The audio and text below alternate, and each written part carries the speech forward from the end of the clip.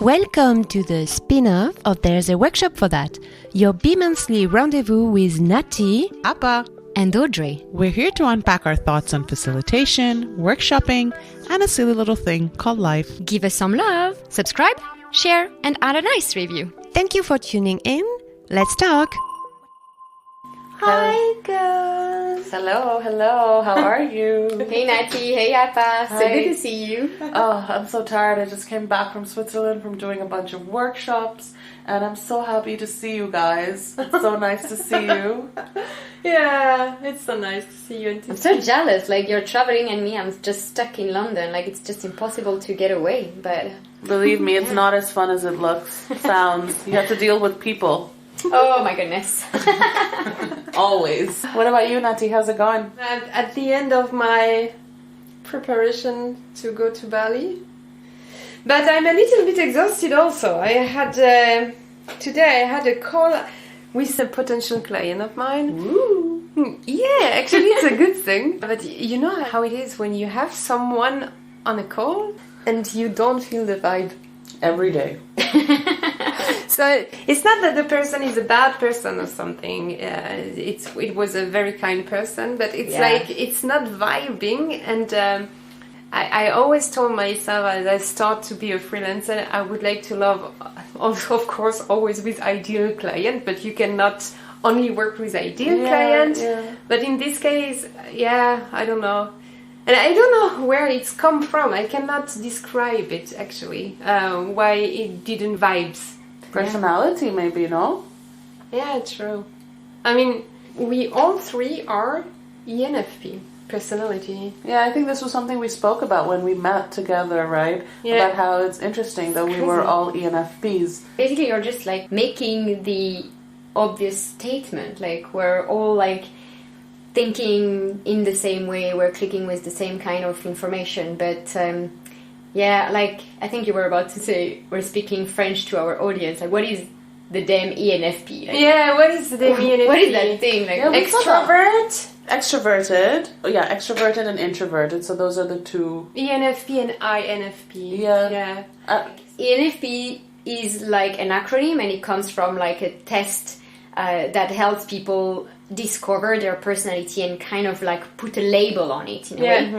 And it's like an analysis of 4 dimensions. Like the first one is like assessing how you get your energy. Yeah. The second dimension is about how do you process information, what kind of information you prefer to use. The third dimension is about like how you make decisions. And the fourth one, is about how do you deal with the world around you and what's your kind of lifestyle. So there's like 4 dimensions, hence the 4 letters. And for each dimension, you basically have a spectrum with like, it's not like a low and high, it's more like extreme opposite, like the yin and the yang kind of thing.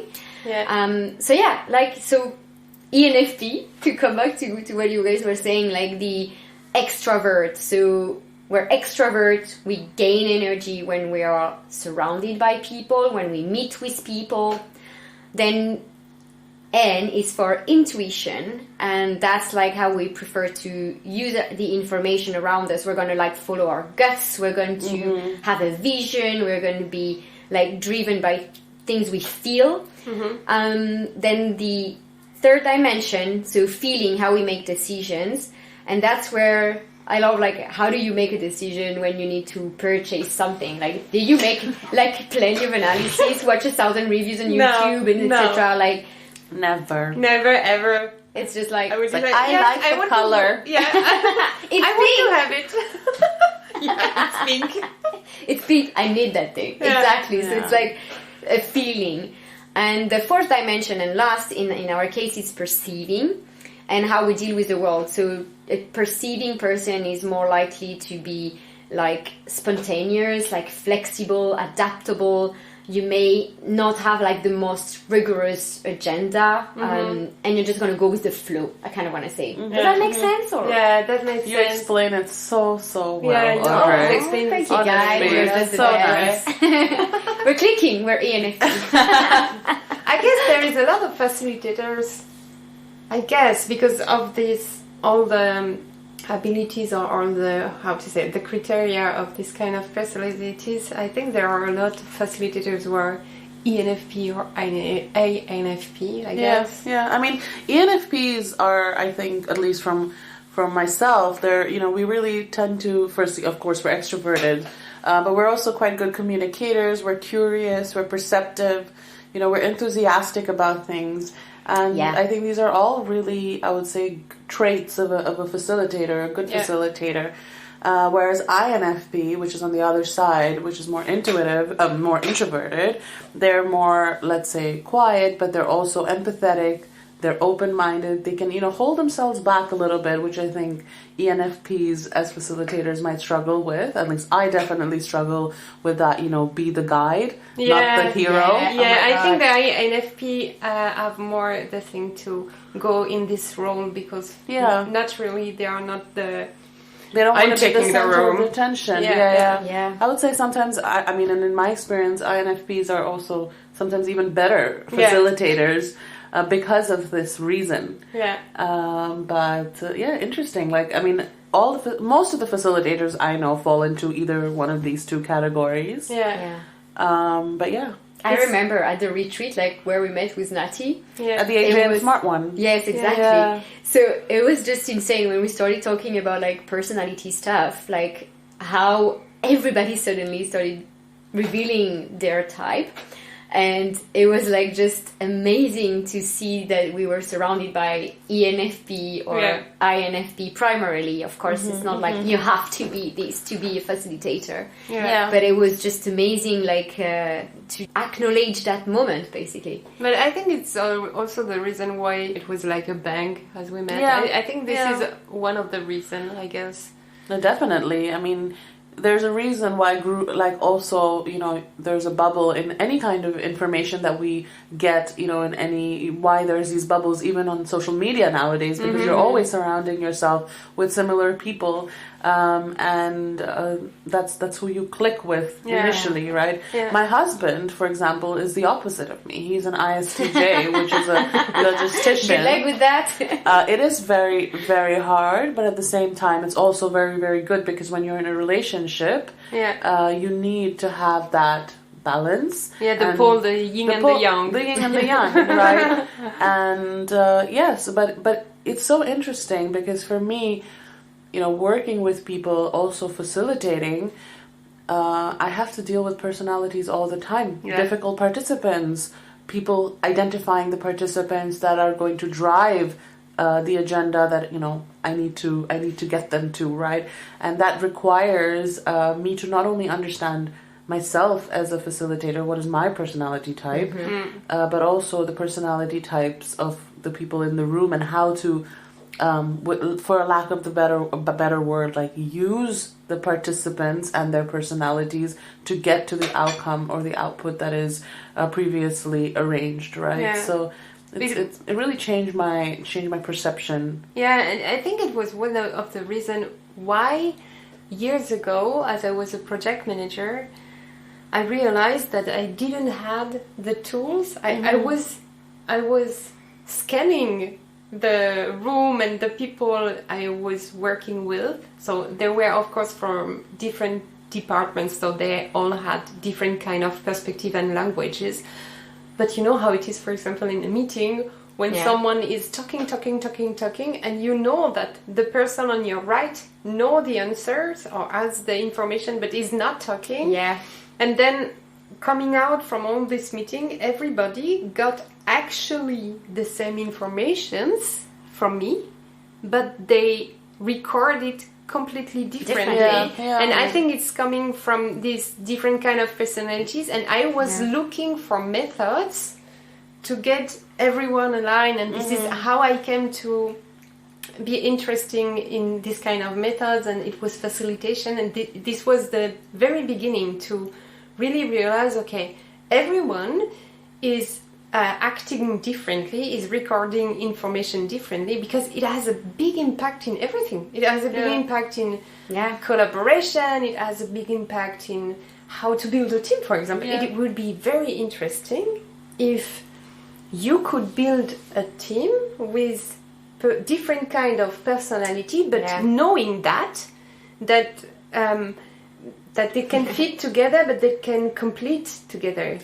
But you're spot on with that, because it's something that as well, when I uncovered this whole world of like the different personalities and what it may mean, it's like the world starting like illuminating itself. It was now I understand why I can't talk to my dad like this, or now I understand why I don't like my in-laws, or then I start understanding why my colleague is behaving like that. Why do these people don't understand the big vision, and why do they want so many details, and like what is it that makes this person so organized, and then me, I'm just like an organized mess. It's like you start like clicking, and then the bubbles and the lights happens, and you just start seeing the world in a different way. And it helped me with like human interaction, like 101. It's like start by being aware of your own personality type, acknowledging what makes you as a person, as a facilitator, and then try to observe and assess and guess. It's a little bit of a game as well when you're thinking about it. It's so funny.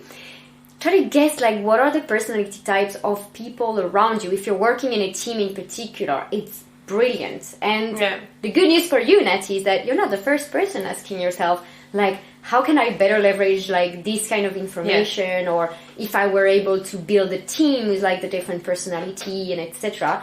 There are other tools that can be leveraged to start going in that direction. There are other tests that you can take on your own or with your colleagues, with your facilitators or participants in the room, to try and understand even better what are the team dynamics, what are they at, and then where you want them to be, and then you can like leverage the strengths, the natural strengths of each other, and you can like get better results, like in a more fun way as well. If you don't want to miss the release of future episodes, press the subscribe button on your podcast app, and don't hesitate to send us your questions or comments, which I'll be sure to answer at podcast@laworkshoppeuse.com. I also invite you to sign up for our newsletter called La Workshoppeuse Gazette to receive valuable resources on facilitation, upcoming events, podcast guests, and services offered by La Workshoppeuse team. I think there are more and more companies who are doing when you are coming for an interview. Yes. The last company I was an in-house consultant, after the last interview, the HR gave me, it was like 40 questions to fill in. I was just disappointed that I didn't get the result at the time. I don't know exactly which kind of personality test it was, but It's funny how I sometimes feel like, you know, the people who need to be aware of this the most are the least aware of it. Don't tell me about it. The least wanting to be aware of it. Because I think a lot of people weaponize also this kind of information, and can weaponize this information against others to manipulate and, you know, get people to do what they want to do in not such a nice way. So I think, you know, being aware of this, like I'm quite open and you know, I share. But it's also sometimes, you know, could be used against you. So I think it's important to be aware of this. And there are so many tests now. Like you were also, I think we were mentioning it earlier. So this is based on Myers-Briggs, if I'm not wrong. Yes, MBTI, Myers-Briggs Type Indicator. But there's also, I know a lot of people throw around, you're so red, you're so yellow. Oh yeah, true. Are you aware of this, Audrey? Yeah. So this is like another type of test. It's called the DISC. And it helps you basically understand like your type of communication as well. Right. And so we talk about like the 4 colors, so yellow, red, blue, and green, and they will kind of indicate how you process and communicate best. So the red are what we would call the drivers. So they're typically the people who will, you know, when you send an email and they're going to love just bullet points. Like, just go straight to the point. Like, tell me what you want from me, or tell me what it is that I need to know. And not, hello, how are you? But exactly. Like, they just want, like, I used to call that the Americans, but now they're just the drivers. They're people who are going to be, like, keeping you on your toes and, like, keep things moving. And you need them. They're perfect for, like, leading teams or getting things done as well. Another color would be the blue. They're more like empathetic. They're a little bit like the opposite of the drivers, because empathetic, they're gonna need, it's stronger than they would appreciate. They need the hello, how are you doing? Have a great weekend. Like, I can't wait to see you. Like, they will love this little human touch in the conversation and communication. They care. I'm like this. So blue are there. Then you've got the yellow. They're the analytical. And these analytical people, they are the one who loves diving into the details. I mean, give them a spreadsheet, give them tons of data, give them PowerPoint with like tons of like material that they need to process. And they just love it. They need it. Like, they're not going to just make a decision without having the information. And then the last bit, they're more the green one. They're more like the curious. They want to have open conversation. They want to take into considerations others' opinion. They're more inclusive. They want the dynamic to be right. So they're going to be a bit of like a mix of everything as well. And they're going to be more driving by their energy. So generally speaking, let's face it. Yeah. I'm sure like everybody kind of find themselves at time in one of those buckets. It depends. Sometimes your profession is also going to influence or like change, make you evolve in life. You accept and you can have like different type of communication like that. But you're going to have like your most natural one, and it's going to be one of those themes. So yeah, that's another great example actually. But this is a good thing that you can use in workshops, for example. When you are doing, I don't know, I imagine like you are doing workshops with a team who has some conflicts or something like that. You can use tests like this, so just to make them aware that they are different and I mean, there's a really good book, I think it's called Surrounded by Idiots by Thomas Erickson. And it's interesting because every person who's in one of these buckets feels like the others are idiots, right? So, yes. I feel like this sometimes. You know, so I think it's really a really interesting book. It's one that also talks about colors, and I know at least a lot of companies are using this much easier to, let's say, look at a color and say, okay, that person seems more red. Or seems more blue, and having that common, I would say, common shared language within the company as well is very important. But also in any form of interaction. But sometimes the strange things with personalities is sometimes there are personalities you don't vibe with.